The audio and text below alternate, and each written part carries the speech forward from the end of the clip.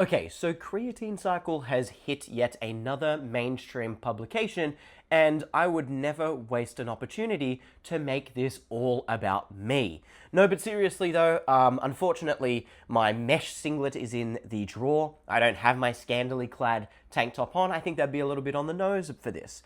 Because of course, what I'm getting at here is, of course, is Wired's article on the Gay Tech Mafia, in which yours truly was dumb enough to give his full government name. So because they've directly invoked me, directly invoked, well, not quite directly invoked a bunch of my friends, well, why not go ahead and increase the surface area for risk a little more by doing a podcast on it? So that's what we're going to do here.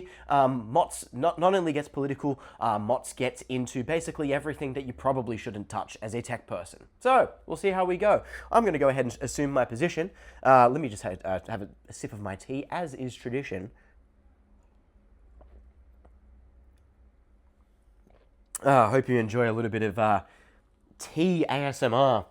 And I will assume my position, as is always the case with these emergency podcasts. Absolutely nothing is prepared other than the initial post loaded up in front of me and the article itself. So a few of us have been sort of talking, and I mean, and I say a few of us are.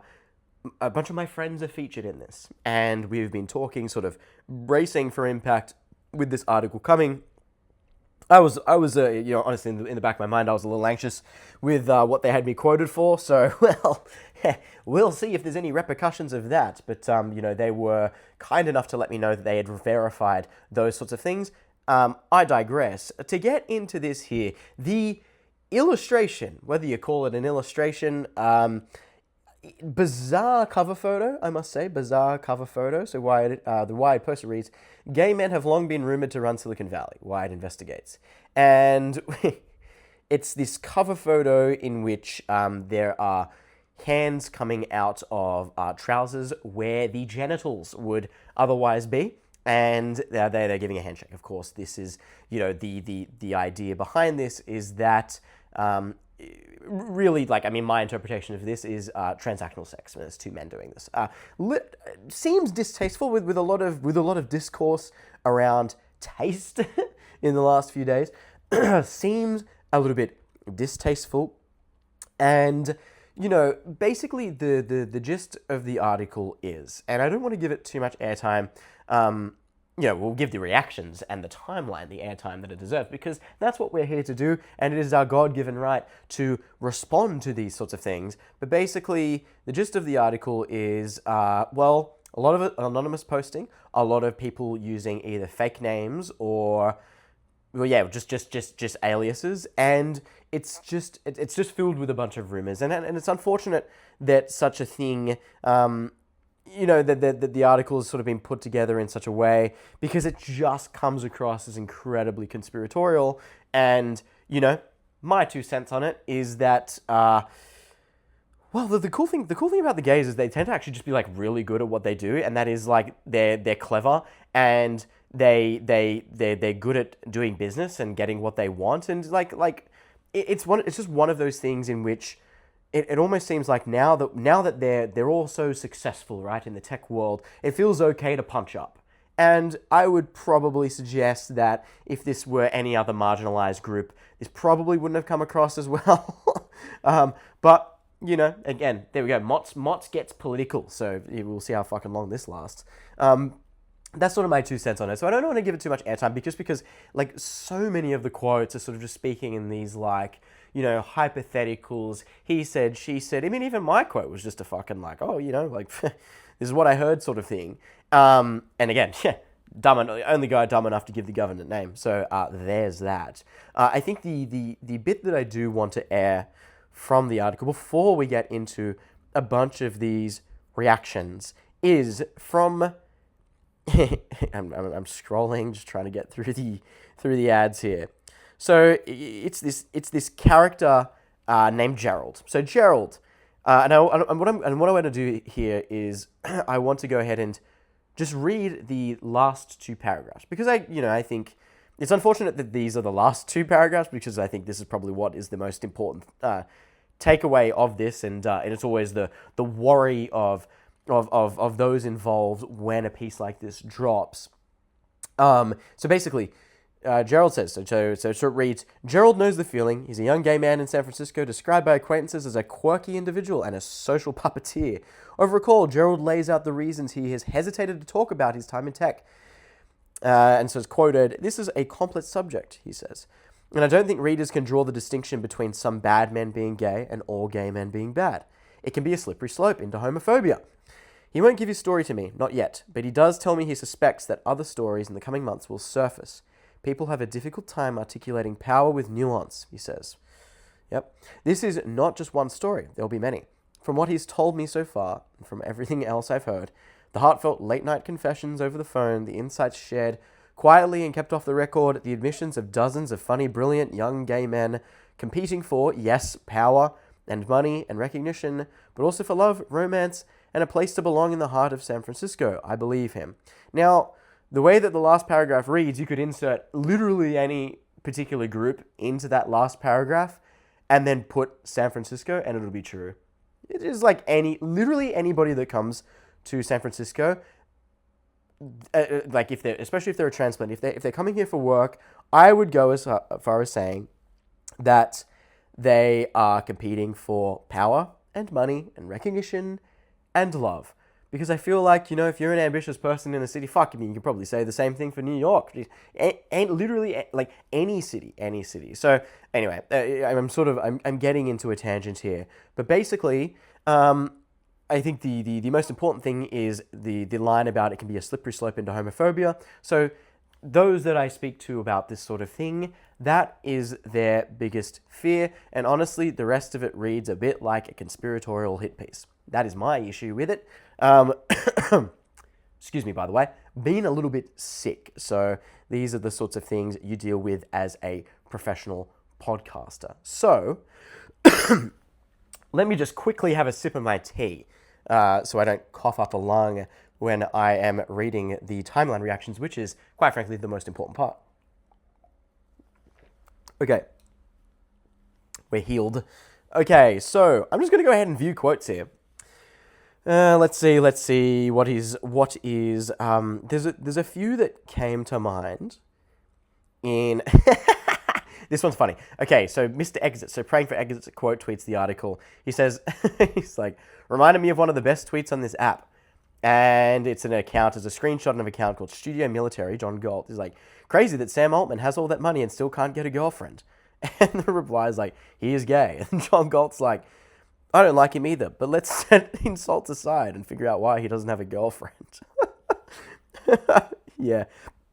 Basically, that's the thing, right? I think it ties into the theme of like, okay, people, and it's my worry too, right? People are going to feel like it is just okay to just constantly punch up. Seems a bit distasteful to me. Let's see. Of course, the partiful one. And this was where I was invoked, so I was probably going to let this just slide. But seeing as somebody decided to screenshot my part, and it was the Partiful account. So Partiful says, tune in for our next thought leadership post, how organically being the social infrastructure for the Gay Tech Mafia taught us PR agencies are obsolete. And of course, in the screenshot, I won't read it, but that's where my government name is featured. I, of course, had to go ahead and get a quote tweet on this done. So, I'll get to this here in a second if I know how to navigate the excerpt.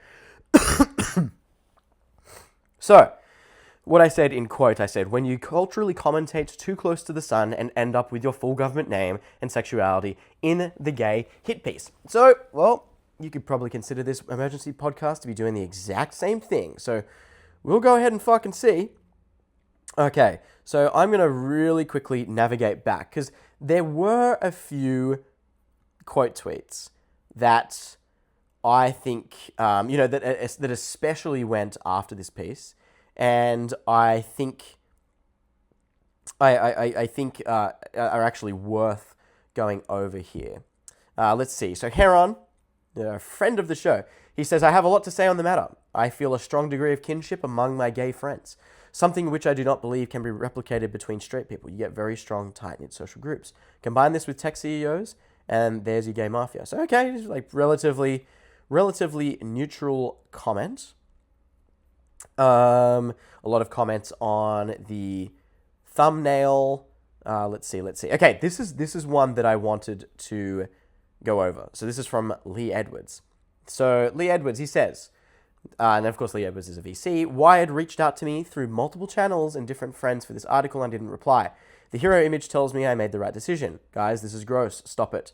Don't click this article. Don't read it. Shame. Wired used to be a real publication. In his comments section, of course, he screenshots them reaching out to them. So, like on the timeline, I mean, again, like everybody's probably going to treat things a little bit differently on the timeline. If you actually go to the Wired comments section, jeez, got absolutely torn to shreds. So here's this comment. One comment reads, "I'm sorry, but who signed off on the illustrations for this piece? They're insanely offensive." The illustrations feel a bit weird. There's another one where it was like, like the Salesforce. I think it was if I scroll to it.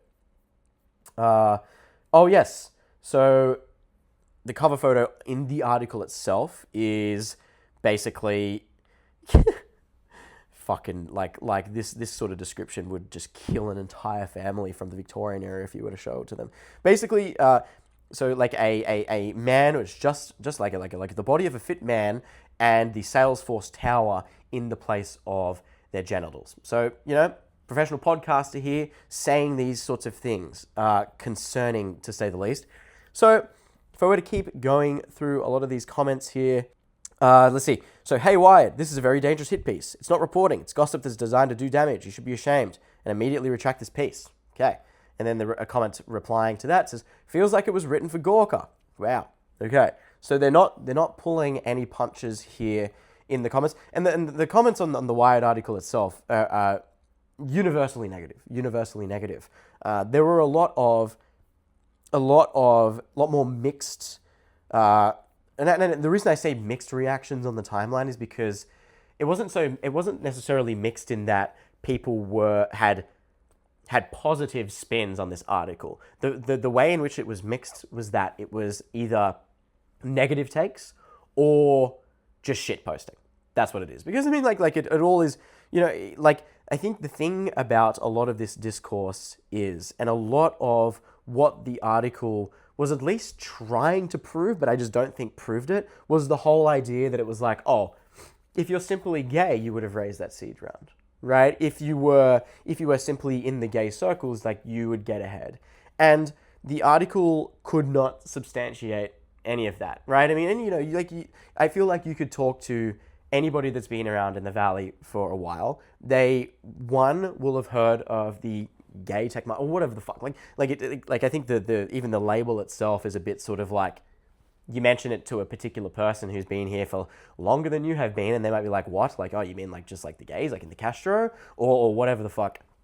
Like they will have heard of the dynamic, perhaps, but the idea that, right, like I'm doing my absolute best to dance around the subject without having an incredibly pointed view here. But all I'm trying to say is that everyone's going to see this sort of thing differently. Everyone's going to recognize that the gays do really, really well in Silicon Valley. And, fucking, as we say in Australia, fair fucks to them. And I think that's another issue with the piece, is that it barely touches on merit, right? We talk about meritocracy. Meritocracy has sort of been the buzzword of the last few years, like return to meritocracy, that sort of thing. Do away with DEI, like the anti-DEI rhetoric. But now with this sort of thing, it's just that it turns out that a lot of the gays in Silicon Valley just happen to be very, very talented. And where's the mention of that? I mean, it's all like, okay, it's all talking about like, oh, they host like sex parties or whatever the fuck. Yeah, well, I mean, go over to Berkeley, fucking everyone's doing that as well. So I don't know. It's one of those things in which it was just not very well substantiated. It still sort of hovered around all of these sort of like he said, she said sort of things, and you leave the guy who is the self-proclaimed straight niche San Francisco technology culture podcaster to make a podcast on it, and now here we are. So I suspect that this sort of goes I'm optimistic that an article like this, it'll be hot for the next maybe 12 hours. We'll probably go back into the limelight, and then in a few years' time, some other reporter will try and pick up on this thread and at least try and substantiate a little more of it.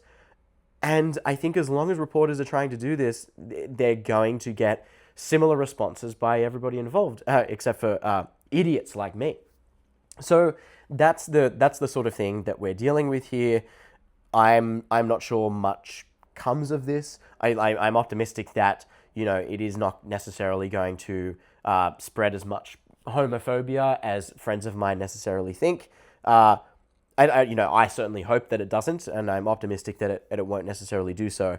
But yeah, just a fascinating way to spin it, and yeah, yours truly fucking creatine cycle has hit the mainstream media again. So I think that's a decent place to wrap up. We'll see if I still have a fake job tomorrow. Once I've aired this and gone to sleep and woken up to whatever the fuck kind of reaction. So yeah, we'll see how we go. My thoughts are with a lot of my friends who felt uncomfortable about this piece, and yeah, I think we can just leave it at that. Yeah, hope you enjoyed that. If you didn't, maybe don't listen to the next one. We'll see you again on the timeline real soon.